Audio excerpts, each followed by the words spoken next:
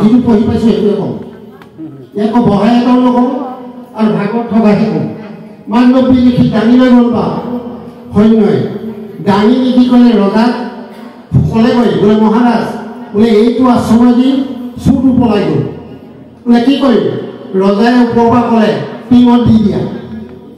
চাব দেই, আপোনালোকে বৃদ্ধসকলে চবে জানে, আমাৰ আইসকলে নাজানিব পাৰে। বোলে টিঙত দি দিয়া।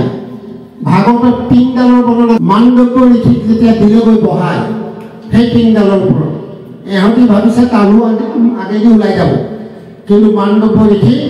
টিংডালে চুব পৰা নাই, কাৰণ তেওঁ ভকত আপোনালোকৰ দৰে। যেতিয়া দেখিলে দেও লগা মানুহ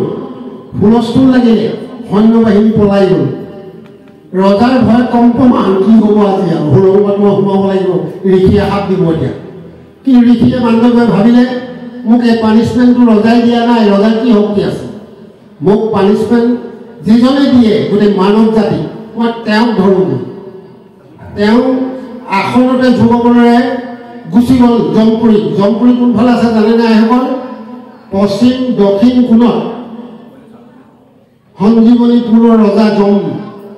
গোটেই জীৱবিলাকক পানিছমেণ্ট দি সেই তালৈ গুচি গ'ল। তালৈ অৰ্জুনো এবাৰ গৈছে, বিপ্ৰপুত্ৰ আনন্দত ইয়াত লেখা আছে। কিন্তু এইবাৰ যেতিয়া মানৱৰ শেষ হৈ হুলস্থুল কৰিছে,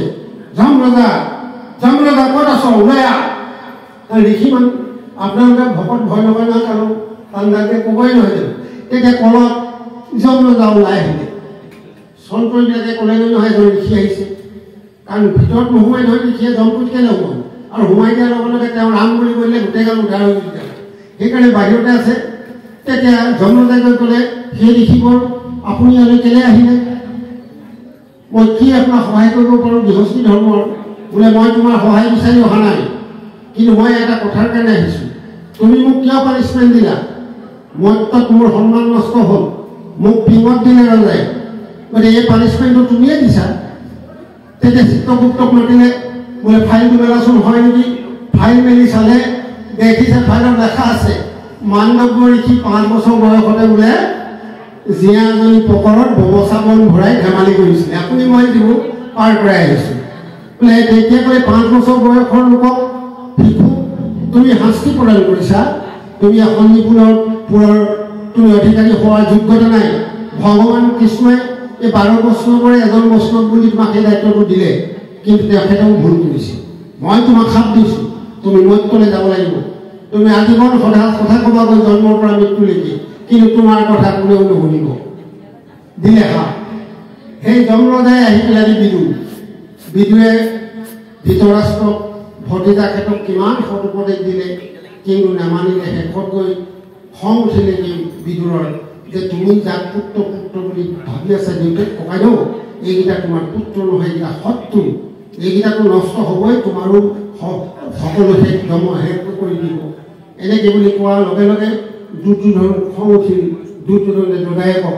কাৰণ তেজৰ দদায়েক নহয়, আপোনালোকে তেখেতসকলৰ সৃষ্টি কাহিনীবোৰ চবে যেনেকৈ দীঘলীয়াব নকওঁ। যেতিয়া ক'লে ইয়াক বাহিৰ কৰি দিয়া, ইয়াৰ ৰাজ আগমন কাঢ়ি লোৱা, চোলা পেণ্ট যিবোৰ ধুতি চুটি পিন্ধিছে ৰজাগৰীয়া, এইবোৰ কাঢ়ি লোৱা, ধন কাঢ়ি লোৱা, ইয়াৰ সম্পত্তি বাজেয়াপ্ত কৰা, চব লৈ লোৱা।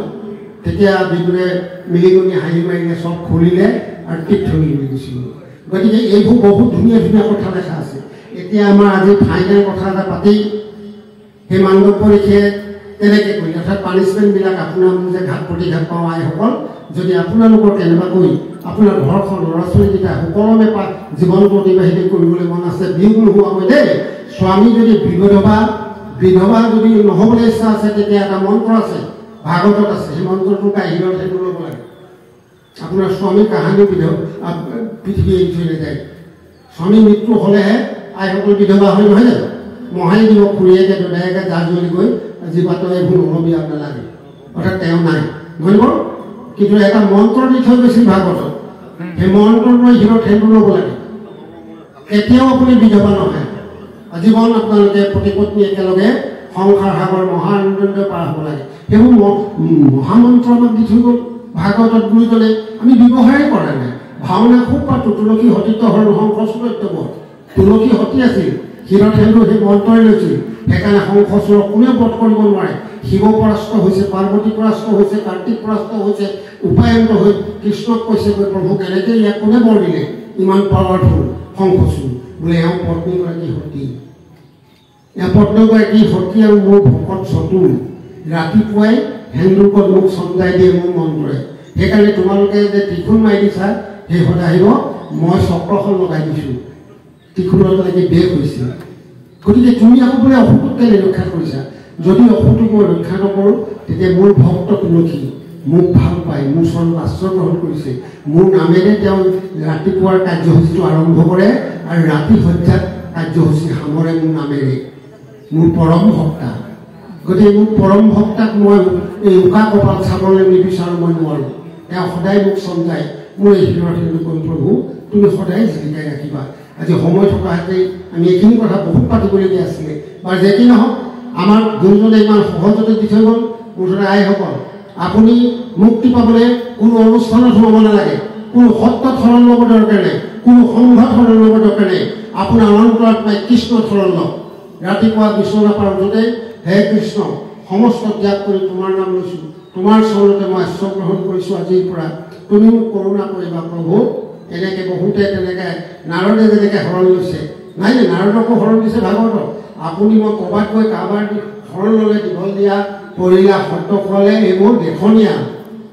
আপোনাৰ অন্তৰত সেইটো সোমোৱাই নাই আগজন কৈ দিছে কাৰণে কৈ দিলে আৰু সুধে যদি আপুনি বোলে শৰণ ল'লানে বোলে ল'লোঁ কোৱাচোন শৰণৰ বাক্যকেইটা ভাগৱততে আছে শৰণ শৰণৰ মন্ত্ৰকেইটা ঘোষাতে আছে গতিকে এইখিনি কথা গতিকে বাল্মীকি সমিতি আমাৰ গগৈ বাপজনাই ক'লা বিশিষ্ট অতিথি ইমান ভাষণো নহয় মোক ব্যাখ্যাকে অকণমান ক'বলৈ ক'লে কাৰণে কৈ দিলোঁ আৰু আমি হ'লেও মানে মহা অধম মানে গোটেই জীৱনটো পুলিচত চাকৰি কৰি অহা এই ভাগত পাই গ'লোঁ নহয় গোটেইখন উল্টা উভতাকৈ পঢ়িলোঁ পঢ়ি পেলাই এইখন আমাৰ ভকতসকলক কৈ থকা মোৰ ইয়াত নাইছোঁ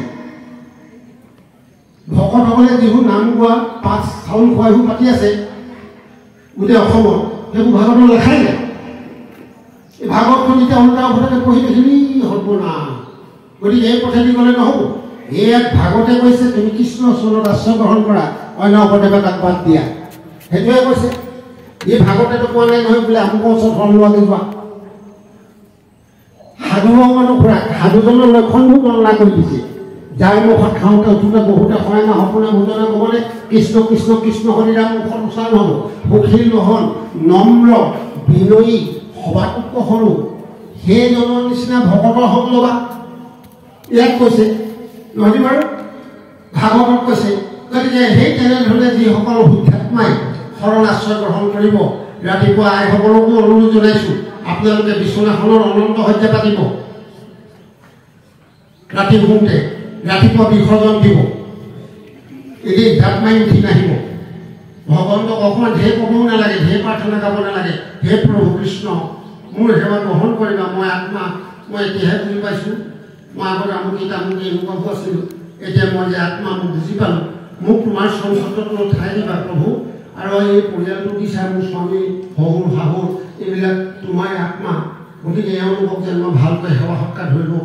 পাৰোঁ এওঁলোকৰ হৃদয়টো কৃষ্ণ আছে মোৰ ল'ৰাটোৰ হৃদয়টো কৃষ্ণ আছে মোৰ ছোৱালীজনীৰ হৃদয়টো কৃষ্ণ আছে মোৰ শাহু হৃদয়টো কৃষ্ণ আছে মোৰ শহুৰ হৃদয়টো কৃষ্ণ আছে হে প্ৰভু মই যেন গোটেই দিনটো নম্ৰ বিনয়ী ভক্তিভাৱেৰে দৰ্শন পৰিচালনা কৰিব পাৰোঁ মোক এইকণ কৃপা কৰিবা এনেকৈ বুলি ৰাম কৃষ্ণ গোপাল গোবিন্দ কৈ বিষ্ণুতাৰ পৰা নামিব লাগে হাজাৰোটোৱে কোনোদিন নিজৰ স্বামীক বাহিৰ ঘৰত ভৰি দিব নিদিব ভাগৱতত লেখা আছে আয়ু ছুটি হয় আমাৰ যে ঘৰখনৰ ল'ৰা ছোৱালীবিলাকৰ আয়ুটো ছুটি হৈ আহিছে কাৰণ এইটো বাহিৰ ঘৰত ভৰি দিবলৈ পাইছে সেইকাৰণে ঘৰখনত যিসকল মুৰব্বী আই বোৱাৰী ডাঙৰ কৰি সৰু বোৱাৰীক বুজাই দিব যে তহঁতি আমাৰ দেউতাৰে আমাৰ ল'ৰাকেইটা উঠাৰ আগত কিন্তু উঠিব লাগিব দেই কাৰণ বাহিৰ ঘৰত ভৰি দিলে আয়ু ছুটি হয়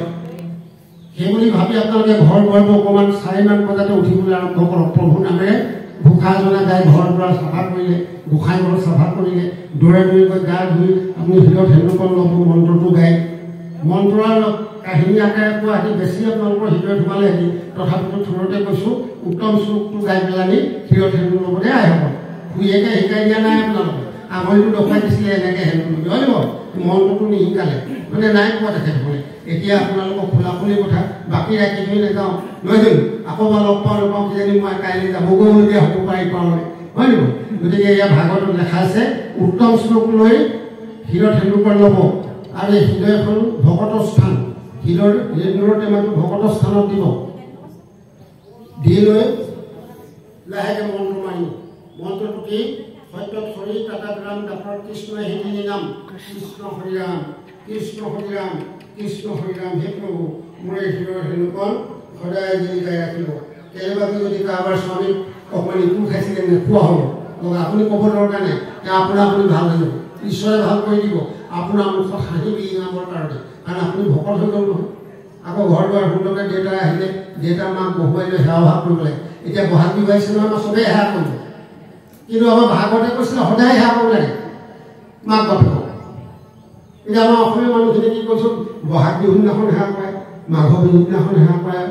কাতি বিহুৰ দিনাখন সেৱা কৰে তাৰপিছত বাপেকৰ মুখে মুখে উত্তৰ দিয়ে হ'বনে বাৰু ভাগৱতে কৈছে সদায় ৰাতিপুৱা শুই উঠি ঘৰখনৰ মুৰব্বী বোৱাৰীগৰাকীয়ে বা মাক থাকিলে মাকেও বোৱাৰীকে ডাঙৰ বোৱাৰীকে আহি পেলাই আছোঁ দেউতাক সেৱা ভাগ কৰোঁ ধৰা এখন পাৰি সেৱা ল'ব আমাৰ পিতৃসকলেও আপোনালোকৰ আশীৰ্বাদ অকণমান দিয়ক কাক দি ফুৰিছে আশীৰ্বাদ য'ত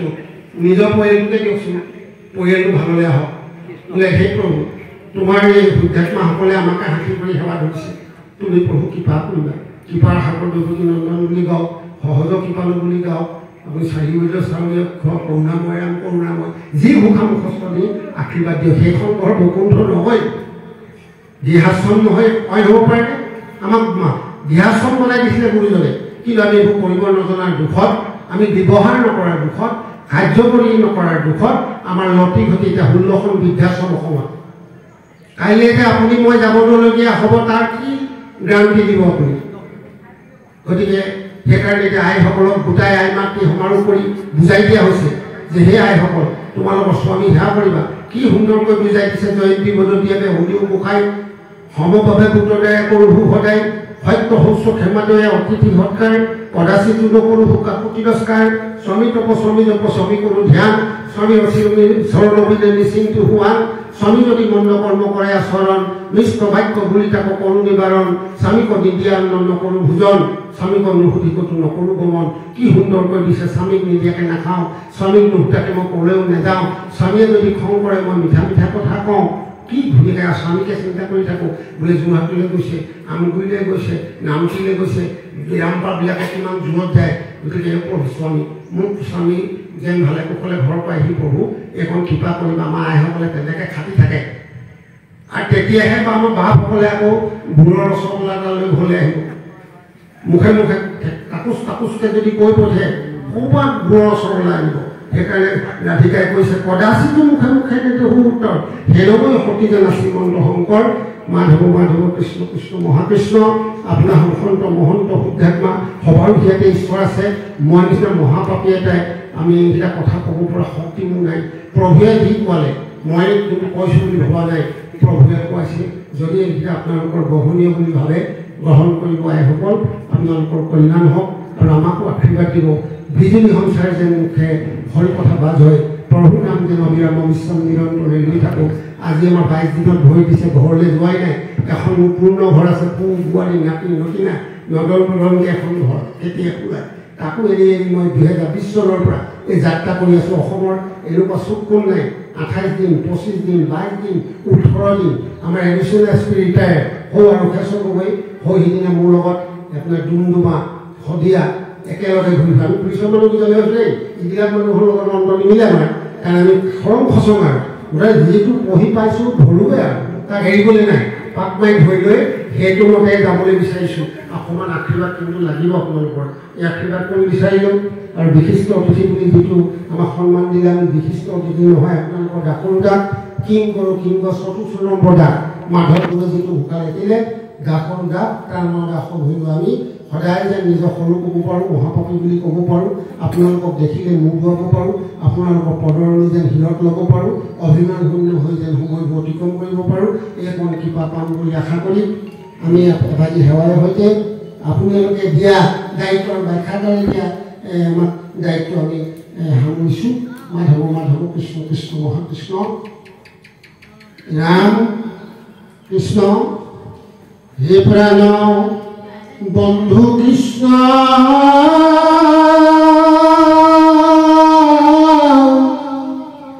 কৃপাৰ সাগৰ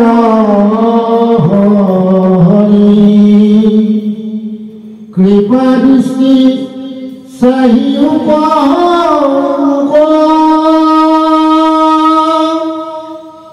সহজ পাখনা ৰূপে হৰণ দিও নাথ মূৰয়